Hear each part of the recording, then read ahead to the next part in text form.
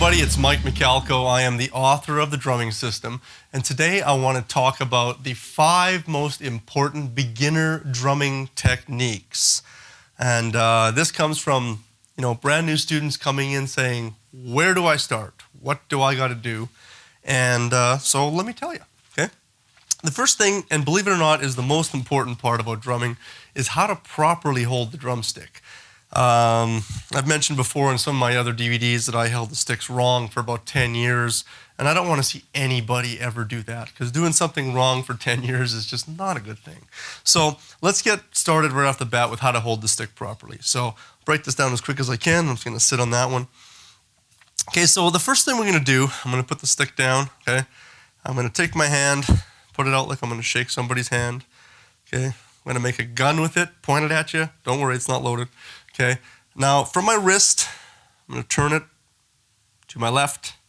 Now I'm going to lay the gun barrel down just above the pad, okay? Now I'm going to take my stick.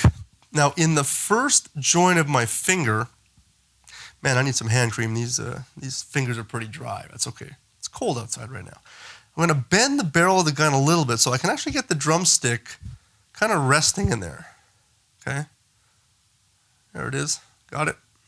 Okay, now what I'm going to do next is I'm going to pull my hand back a little bit towards me, and I'm going to push the stick forward so that the tip rests on the practice pad, okay?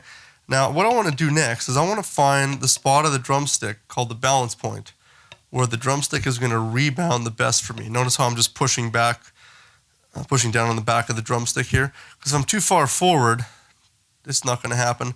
If I'm way too far back, I'm not going to get very much rebound. So you find that sweet spot of the drumstick where it wants to rebound for you. Haven't found it yet. There it is. Okay, so it's a pretty good spot right around there. You'll know every drumstick has one. It just takes a few seconds to search for it. Now I'm going to take my thumb and secure the stick in my hand, but I'm not going to push down with the edge of my thumb. I'm just going to simply rest my thumb on top above the index finger. So now what I want to do is I want to lift my hand up like this. Okay. Now I want the back of the stick to hit me in the pad, the soft pad of my hand here, because that's also known as the shock absorber. Okay, and the shock absorber is great because when I'm starting to hit the drums really hard, all the energy and shock that's going through the stick, I don't want it to hit anywhere else but in the softest part of my hand. So that's a good place for the back of the stick to hit us, not here, right there. Okay. Now what I'm going to do next is take my back fingers and I'm going to gently wrap them around the stick like this. I'm not going to clench the stick, okay? I'm just going to secure the stick in my hand. So oddly enough, it's a pretty loose grip, but tight enough that the stick's not going to go flying out of my hands, okay? So it's a problem that I haven't dealt with in a long time since I actually learned how to hold the sticks properly after 10 years of doing it wrong. So at this point, you look around, you can see there's a gap here. I don't want to close off that gap because that's too tight. I want to keep it quite open and relaxed. I should be able to actually take a drumstick and shove it right through there that's how I play. So that's huge. You guys got to know that. And if it feels kind of awkward at first, it's okay because the thing is, it feels very loose and relaxed in our hand, but that is the real secret to great technique, is the world's best drummers know what I'm talking about because you now have the fluidity and the freedom for the stick to do way more work, and our hands aren't doing so much the work. The drumstick is doing the work. So when I say that I held the stick wrong for 10 years, it was because I was clenching it like a baseball bat or like a golf club. I really had to relax it. So you can see how the back of the stick is hitting me in the shock absorber. The fingers are there if I need them. So there's lots of freedom. So that's a big one. How to hold the stick, grab the other stick, match it up. You can go through the whole process again, match it up. Away you go. That's how you hold the sticks.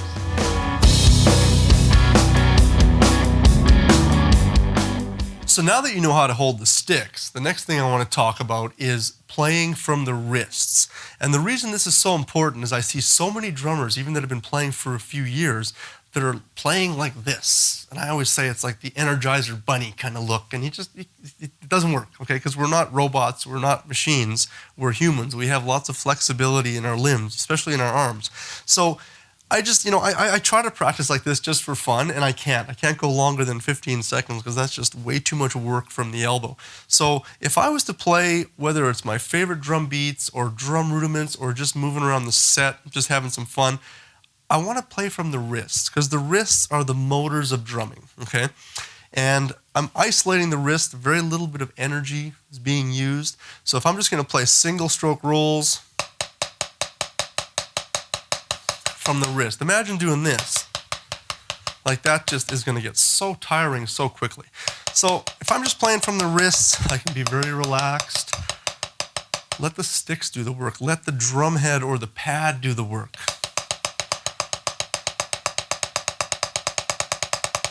When people say to me, man, you can go forever, you can film DVDs, you can do recording sessions, you can do rehearsals for hours and hours on end.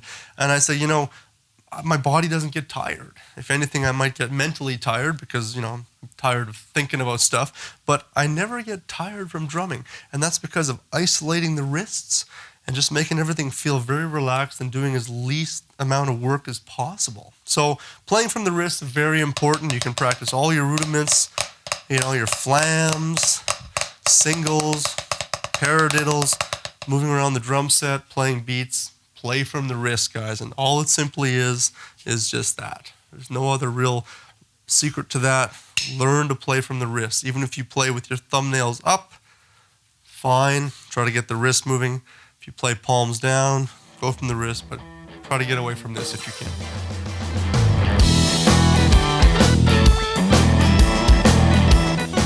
The next thing I want to talk about is something called a medium full stroke roll. Also known as a half stroke roll for some people. The medium full stroke is a 45-degree angle to the drum, okay? So you're going to get a medium volume. You're playing not fully up like this and you're not down close to the pad. You're playing about a 45-degree angle. Now, whether you play with French grip, okay, whether you play with Germanic grip, American grip, it doesn't matter. Traditional grip, doesn't matter. But the main thing is to try to keep your stick heights as consistent as possible. And you can practice a single stroke roll by focusing on the tips of the sticks. Make sure they're coming back to, the same point that they left. You don't want to do this. Try to keep it really consistent. And what I end up doing is I sort of draw an invisible line, or if I can reference something on the floor in front of me through my peripheral vision, I try to think, okay, can I keep those on keep the tips of the sticks coming back to the same spot? That's good, because now I'm able to get, a roll with more volume.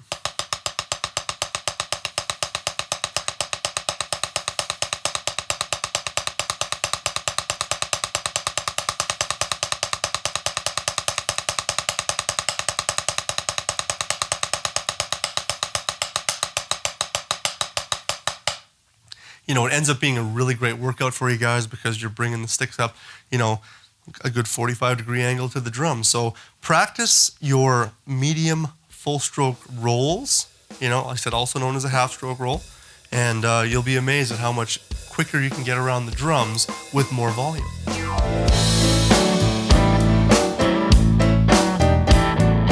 Okay, so let's now talk about rebounding double strokes.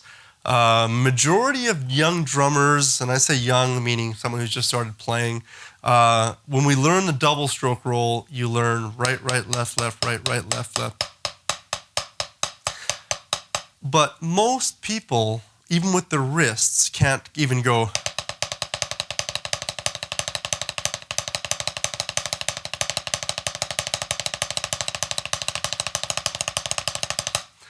I practiced that a lot just so I could do rolls on a floor tom, but I also play hand percussion, which is all wrists, so my wrists are pretty developed. But if we want to get really, really great fast double stroke rolls, we have to learn to start rebounding the stick, okay? So as I mentioned in the section on how to hold the sticks, you want to make sure you've got that balance point where the stick is going to rebound for you, okay? So the biggest thing is when I drop the stick down, I don't want to be too tight, because if I'm too tight, the stick just dies. And I don't want to be too loose, because the stick is going to sort of flop around like a fish out of water.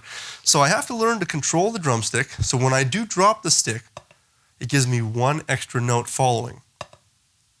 Notice that? Once again, can't be too tight, can't be too loose. So you got to find that real nice happy grip. We call it the happy grip, okay? In each hand to learn to start rebounding the stick. And don't be afraid. I see people kind of going, like, try not to play that second note. Trust your instinct. You'll be amazed. It's like a basketball. Throw a basketball down and leave your hand flat. What happens? It bounces again. You know, you grab the ball, it stops.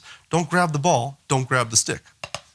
You know, just let it bounce. Let it be natural. The way I demonstrate this is look what the stick wants to do. I mean, it wants to keep going. If I'm in that proper balance point, it's going to bounce until it stops. If I get it out of there after 2 and learn to control that in my grip, look at my arms. 1, 1, 1, 1, 1, 1. But I'm getting 2 strokes, right? So I'm thinking right, left, right, left, right, left. But in turn, I'm getting double, double, double, double, double, double, double, double. So it takes a little bit of practice, but you'll be amazed at how quickly this comes. I see most of my students get this in about 10 minutes. But then the goal is to try to speed it up. So once you gain control, I'm simply speeding up my wrists, a little bit arms, not too much. And it's going to be real nice for some real nice open rolls.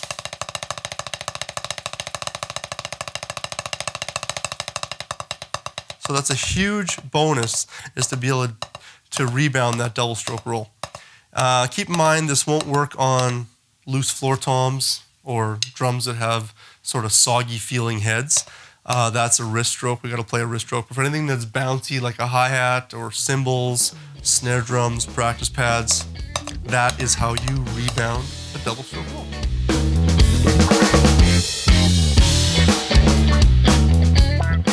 So now that you have a better understanding of all these techniques we've been talking about, I want to show you one last great exercise that I like to use for myself and for all my students at home. And it's simply just practicing single stroke rolls to double stroke rolls, because the concept is similar, but there is a difference, okay? So let me demonstrate and then we'll talk about it.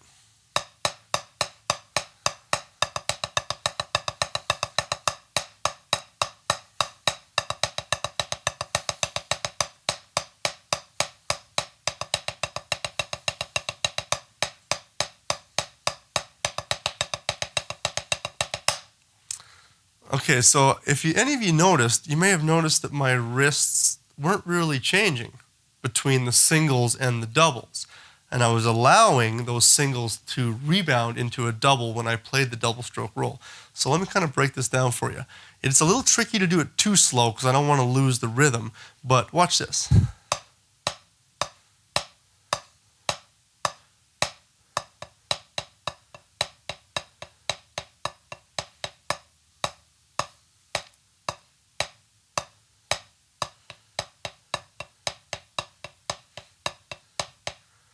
Now, because I'm going slow, I have to kind of help out that second note for the double a bit. But as I go a little faster, the rebound is just going to take over.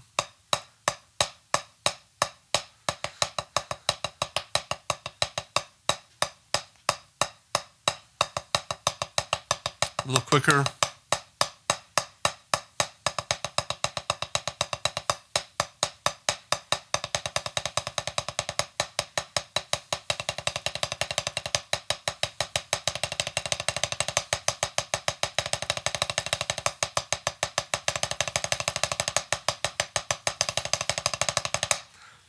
And I remember when I first learned this, I thought, wow, what a cool concept, because now I am mixing between the single stroke roll and the double stroke roll, but I also liked how it sounded.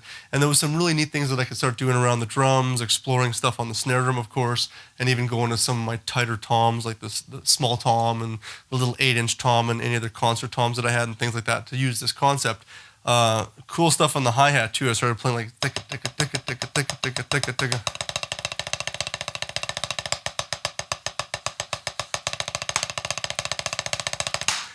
And it just started getting my drumming really exciting for me. It was quite cool, some of the stuff that I was able to pull off. But be patient with that, because you don't want to do it too slow. I tell my students, don't go too slow, because here's the thing. If you go tap, tap, tap, tap, tap, tap, tap, tap, tap. And I always say it's really hard to get a controlled rebound in time that slow. So try to find a tempo that's going to work for you, that's going to start to help you with this technique, because even if it's a little sloppy at first, that's fine, but you don't want to spend too much time on something that's slow that's meant to be fast. You know, I say you never want to push yourself, but you never want to stay at the back of the race for too long, because you're never going to get to that finish line anytime sooner than you're hoping for.